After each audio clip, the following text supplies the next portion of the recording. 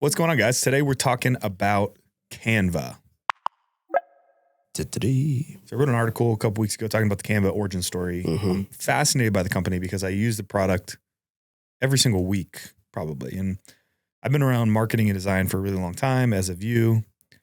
And I'll tell you what, there's nothing more valuable than having a really strong creative designer that can crush designs for you. But there are those instances where you need something like tomorrow and you don't have anybody to turn to other than yourself. And I've spent those hours inside of Photoshop banging my head against the wall. And the other thing now that they're doing is they've evolved, right? You can literally do PowerPoint presentations. You can cut a webinar on there. I mean, it's incredible what it has evolved into specifically for entrepreneurs. But what we're talking about today is more just the origin story on how they went from zero, a bootstrapped company, to one of the largest privately held companies worth 40, 50 billion today. They're not publicly traded. They didn't have a magical story per se. It was a lot of hard work. And how they started is let me rephrase that. Where they're at today versus how they started is worlds apart. I mean, 100%. Right. So they started in 2007? 2007. Yeah. So kick the origin story. Yeah. So for those of you not familiar with it, the idea for what would eventually become Canva started in 2007. Melanie Perkins. Yep. Australia. So she was teaching at a university in Australia, and she's been a designer her whole life. Actually had the entrepreneurial bug her whole life also. But she was teaching design programs. She was teaching design to students and using programs like Photoshop and InDesign. And as Samson alluded to in the opening, those platforms, many of you know, just like we know, are pretty robust, and the learning curve is curved for sure. It is steep, very steep. Yeah. And so, to her surprise, no one was solving this problem. No one apparently felt the same frustration. And so she began and she founded a company with a very intuitive design focus called Fusion Books. Yeah. I mean, the concept was, so she had written out an entire blueprint for the big idea, and it was about 5 times bigger than she had originally started with. And she realized that that's way too big. And she had a very big problem, which was she knew design, but she couldn't engineer software. So she decided to narrow in on this concept called Fusion Books, which was solving a specific problem for teachers. She came from the world of teaching. Her mom was a teacher. Right. Was to design yearbooks that generally fell on the shoulders of teachers who, like entrepreneurs, have very little skill set in the world of graphic design. It was arduous. Right. So the byproduct of that was poorly designed yearbooks, or they had to hire it out and they didn't have the money to do it. Absolutely. And then the original business model for that was they created this software, it got used, and then people would send in the order, kind of more like what's the photo one you can do? Photofly? Yeah, Shutterfly. Like Shutterfly, right? Where you can print the book and then they would print it and they would send it to you and yada, yada, yada. And that was pretty successful. That's how they started, right? And that was 2007. 2007.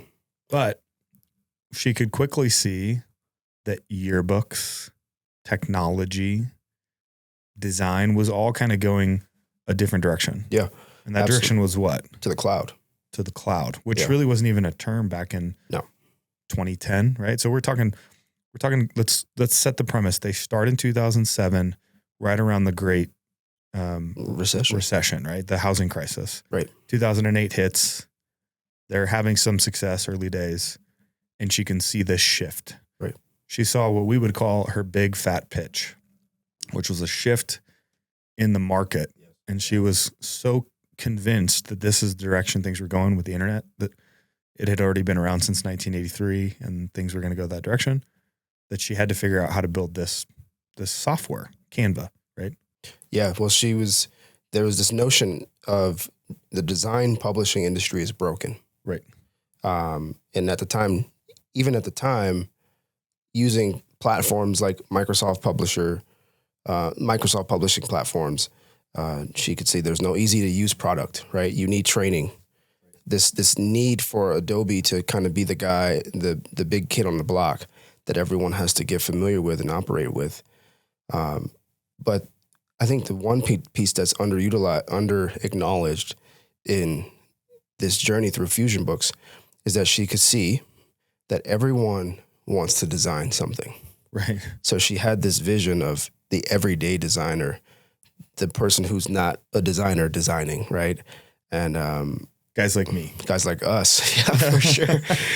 I know what I want, but actually bringing it to life is very challenging. Yeah. And so that is, we have an opportunity here.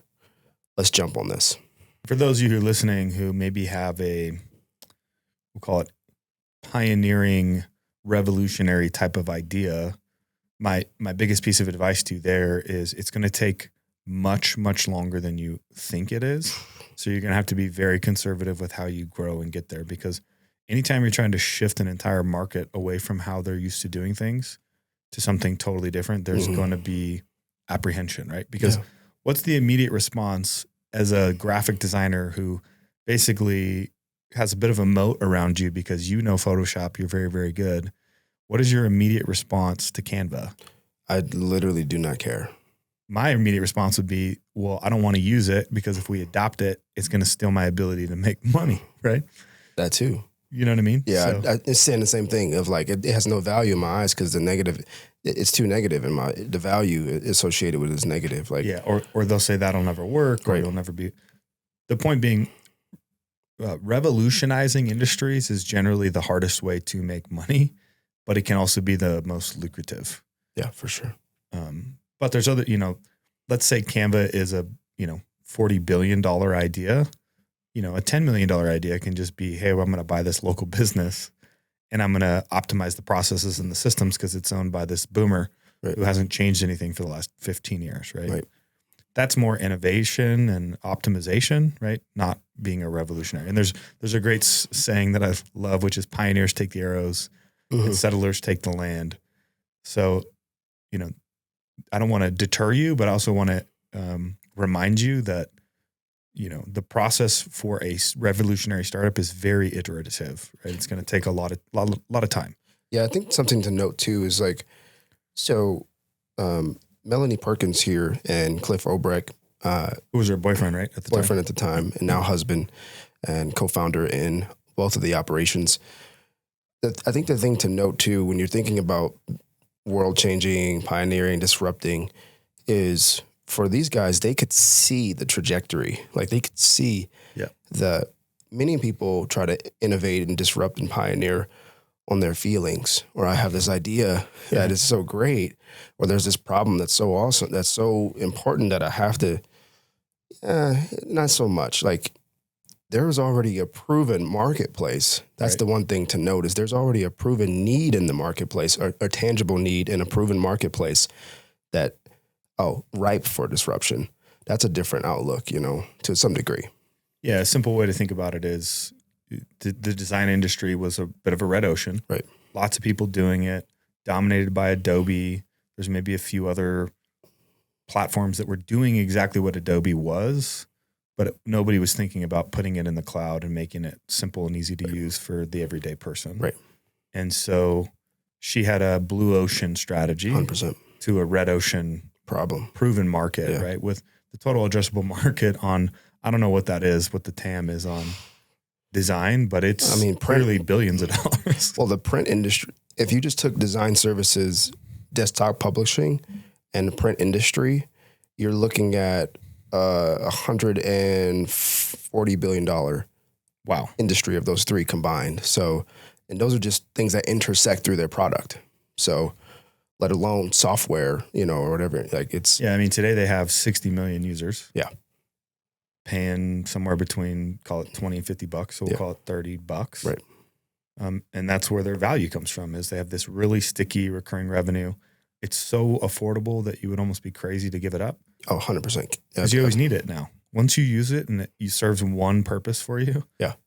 It's incredible. Well, that's actually one of the ways that they grew too, so when they do we want to dive into them actually growing the company? Yeah, let's do it. Because I mean, maybe you can kick off some of the piece about some of the investing stuff, but and how they move there. But one of the things to note is that they started with a free model. Yep. You know, hence what I was saying a few minutes ago. Of they could see the line of like, hey, I gotta get this in the hands of people. If we solve this problem and get this in the hands of people, we win. And so they primarily ran on word of mouth for the first several years with Fusion Books. Yeah, before it was Canva. Yeah. But then she could see that they were having success, but it was only touching a part of the market. Right. And her idea was, if we can bring it to everybody, then we really have a $1 billion solution. And for her, it was actually more about, she was so passionate about solving the problem. It wasn't about the money. Right. But it took her from 2007 through 2012 of running Fusion Books. And there was a 5-year period that she was, going to tech startup type of events and communities and networking and getting to know all the people. And then she met a guy named Bill Tai, who was one of the initial founders in Zoom. He also invested in a company called Wish, which I don't know much about Wish. They're Marketplace. Are they around? They got bought, right? They got bought by, I want to say, Amazon or Walmart. Yeah. I think it was Walmart. Yeah. And so obviously the guy knows what he's doing. And he basically told her that you have a great idea. And if you guys haven't seen our episode that we just, with Street Smart episode, we're talking about why you don't need to raise money. It kind of touches on this topic of money does not flow to a good idea, right? It flows to expertise. So if you have a good idea and you have expertise, then you can start to attract some investors. So she had a fundamental problem, which was she wasn't an engineer. In fact, she was kind of an introvert. She was trained as a teacher and she knew graphic design. And Bill Tide told her one key thing, which is you need to go build a technology team. She had no idea how to do that. It took her 5 years until she finally met her third partner, which his name was Adam. Can't remember. Cameron Adams. Cameron Adams. And he was the one that had the engineering experience, right? Front end, back end, and really helped investors feel solid and, hey, you guys actually can bring this to life. Got a proven business model over here that's similar. Cameron Adams can come in and actually bring it all together. And then she got hooked up with some advisors from Google because she was in the game. But the story goes like she actually had conversations with 100 different investors before she got any money. And again, that process was iterative, right? So she was selling the idea, getting feedback, tweaking the pitch deck. And it wasn't until she got to her 100th investor that she felt like she had everything figured out, which most people are not willing to go that long, right? No, we're talking behind the scenes of someone who only did 15 and was expecting results. Yeah. I mean, we talked about it in the last Street Smarts pod we were doing. So, but then, so 5 years going through this, networking, meeting the right people, getting the investors, solidifying the idea, pitching hundreds of investors. They finally got it figured out and they raised the seed round that they need, which was $3 million. And it was oversubscribed, because they had the team, they had the idea, they had the staying power, right? They stayed in the game long enough. They now had a financial model, a proven pitch deck that worked. And I think most people, if they're going to invest money in you, they want to know that you're going to stick with it, right? It gives you a ton of confidence when you've been at it for 5 years. You've had hundreds of conversation. You have a badass team behind you and you start to work in prototypes. Yeah. That's just a feeling. It's just a sense that people get that okay, these guys are legit. Well, what's crazy is within 2 years of launching Canva, 2014, they had 800,000 users. Yeah, I think 50,000 was on the pre-reg. That's insane. Right. But here's the thing of how they, basically getting word of mouth on autopilot to continue to grow. So in that 2 years, they focused on the fact that it was the easy to use user experience. Yep. They were already coming out of the gate building something that was needed by everyone. So they didn't actually focus on something that was wanted by everyone. They focused on something that was needed by everyone. And then ahead of their time, they were actually relying on influencer marketing in small aspects through social media and getting people to share and people who were design experts with audience. Yeah. But there was also a social sharing tailwind that they kind of built into the platform as well, which is hey, we're working on this project together. I started it. I shared it with you. You can co-edit this thing with me. So if you've never used Canva before and I launch Canva and I invite you in, I just generated another user. Right. That's pretty impressive. 100%. And then the other thing now, when you go to their site that I love, which is those two aspects, the social engineering built into the platform and then a product-led onboarding. Yeah. So when you go to Canva, now it's what's your use case? How are you going to use this product? I want to do a webinar, a pitch deck, a flyer, a magazine ad. Like it's very easy to figure out your use case versus compared to Photoshop. Photoshop was blank canvas and you now have to know how to use all these tools in order to build that. So the concept is like a carpenter. What makes a carpenter skilled is they know how to use all the tools, right? And they don't need a blueprint anymore to go do it. But if you or I wanted to go frame up a wall, we could have the tools, but we would need the blueprint in order to go do that, right? And so that's all they did is just fix those two things. It's pretty impressive. Dude, it is super impressive. I think what's interesting to see is how, so, you know, you have these initial 100 pitches. I can't get anyone. Finally get Bill, finally get an insider. And then just look at some of this, just look at this timeline. So, excuse me, in 2015, so this is after hitting 800,000, the company reached Series A funding and they brought in investing partners, Matrix Partners, Vayner, RSE, Blackbird, Owen Wilson, and even celebrities like Woody Harrelson. So then 2016, they reached Series B. So they're just growing and growing and growing. And then 2018, they raised 40 million. And that's when they kind of became a unicorn. And at this point, in 2018, raised $40 million. They eventually made it to Series E funding, which that's kind of far. That's long. Yeah, they eventually made it to Series E funding. But it's just crazy to see how, in total, they've raised roughly $572 million on a $40 billion valuation. I mean, 517 million is small. Yeah, I know. That's what I'm saying. Like, it's like. But so for those of you who aren't familiar with the way it works, is usually you have like a friends and family round, where that would be called like seed stage, and then you go with a venture round where you're bringing in somebody that brings something beyond just money, right? They have something else that they can add value to. Then you go to your Series A. Then you go to your Series B, C. By the time you get to a Series D, you're generally like, hey, we're going to go public, right? Or there's some sort of exit liquidity. So to get to Series E is pretty unique. They're remaining private. And again, I alluded to this earlier in this pod, but you know, one of the reasons why you don't want to raise money too early or you don't want to go public too early is it changes the whole dynamic, right? Because now you're politicking to your constituents and your shareholders and quarterly reporting, and you don't want your stock to get crushed. So now we got to hit revenue targets.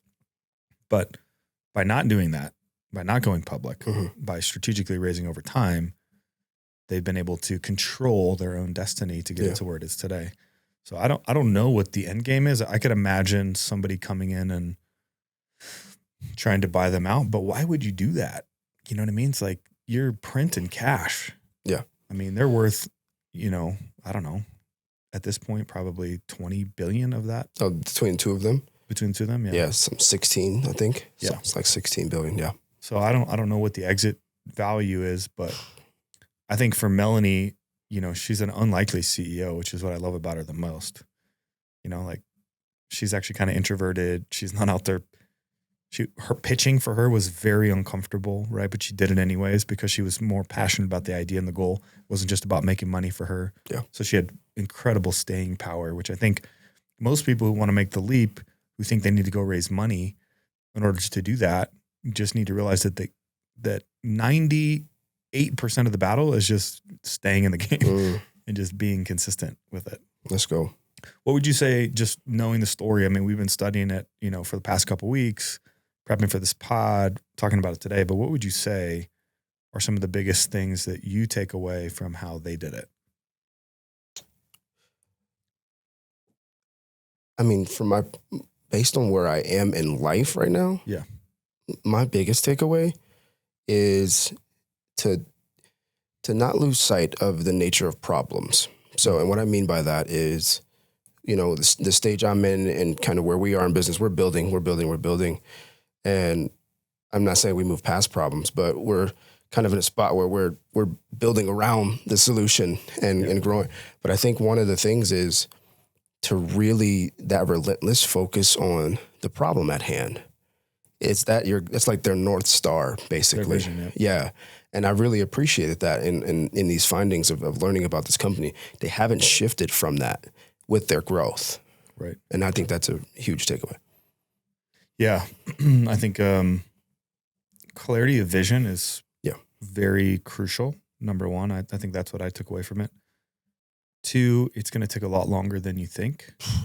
Dude, what, 2007, 15 years, man? Yeah, and 3, and I think the part 2 that we didn't touch on, but it took, when they got their first seed round, it took them like 6 or 8 months to even deliver on that first MVP because they were so focused on making it great. And there's a story about how Melanie Perkins, the Canva platform supposedly got leaked, and the report that came back was, oh, it's underwhelming. It's not that great. So she was a little bit like disheartened by it, but she kept forging ahead anyways. And then she released it, was a mad success. 50,000 users first day signed up. And then from there, she kept going. So, you're going to deal with imposter syndrome. You're going to be ushered into new areas that you never thought you were going to be. I mean, that's all kind of part of the journey. That's what you're signing up for. But like, what else would you be doing? Right. What are you going to do with the rest of your life? So let me throw something at you. Okay. So, because one of the other things I see as a takeaway is, this kind of fits the way I operate, guys, is, so I don't know if you have this. Do you have a problem notebook at all? I have a problem notebook where I just write down problems that I see in the world. Yeah, that give me ideas of stuff. Yeah. And so I'd be curious to know, do you see any industries out there or opportunities out there that are kind of a Canva in hiding, that people aren't thinking about? Maybe there's some product you use or some industry that just like super annoys you right now. Was this a softball pitch for me to talk about clearly? No, but you can go ahead and do it. I didn't even think about that. But I mean, for us, the big fat pitch is, you've heard us talk about it before, but we're in the greatest wealth transfer in history. $96 trillion is going to move from the next generation, or from the boomer generation to the next generation. $7 trillion is going to come in the form of business. Yeah. And the entire business brokerage world is really led and run by baby boomers themselves. So there's no technology, and what is out there is really bad. The best you got is like biz, buy, sell, which is like a Craigslist for selling businesses. Yeah. There's a couple platforms that are trying to do it well, but are serving a different part of the market. There's some that are coming from websites and software as a service. And so our big fat pitch is the great wealth transfer, and how we can create a marketplace where buyers and sellers can come together to sell. And I'll tell you why that matters is only 10,000 small businesses sell every single year. Mm-hmm. But there's 5.3 million new businesses formed every single year. And so even if we pretend that 50% of those are, I don't know, sole purpose entities, like investment entities, that's still 2 million new businesses coming online. And 80% of those fail in the first 2 years. Right. Do you know how many businesses that are bought, like acquired, fail? I'm going to say 30%. 2%. Okay. The stats are 98% are successful.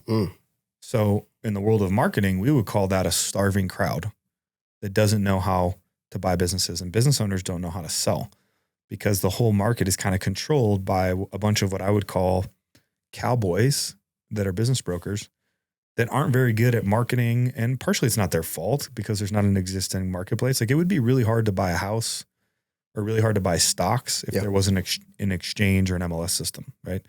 So effectively we're creating the same thing, but to take it a step further, there needs to be a lot of clarity about who all the players are, right? Because when you're selling a business on like a house, you have employees that are involved, right? And so you don't want to release that information to just anybody. So a lot of the listings are discreet. And until I can verify your identity, I can't disclose certain bits of information, right? And so I need a non-disclosure. I need to know who you are. I even need to know if you have the ability to buy the business, right? And so that's where we see things are going, because by 2030, all baby boomers will be over the age of 65. Right. And so 96 trillion, that's the size of the total addressable market. Business transfers a $7 trillion market. We want to make sure we're sitting at the center of that. Yeah. So yes, I do. But then I just kind of like have focus. Yeah. Around like nothing else matters right now. No, for sure. I think more so it was a curiosity point of like, do you see some things out there just in your day to day, like for me right now, I think there's major opportunities. Let's save it. That's going to be our next pod. Okay. We're going to actually bring out Darius's book and we're going to talk about problems, because for those of you who are trying to find your big fat pitch or whatever your reason is to go transition and fix the problem, like until you start looking at the world this way, the opportunities are everywhere. And like we talked about in the last pod, you're not making money. You're just trying to get the dollars assigned to you. Yeah. And you can do that by solving problems, because problems are where value's created. Yeah, we'll only talk about 3 though. Only 3 problems. That's perfect. Okay, cool. Well, if you guys enjoyed this, we're going to try to do more of these, more breakdowns of people who've done it, who bootstrapped their company from zero to hundreds of millions, if not billions of dollars. And actually in the next one, specifically around Bootstrap, we're going to be talking about a guy named Andy Wilkerson, who started a company called Tiny.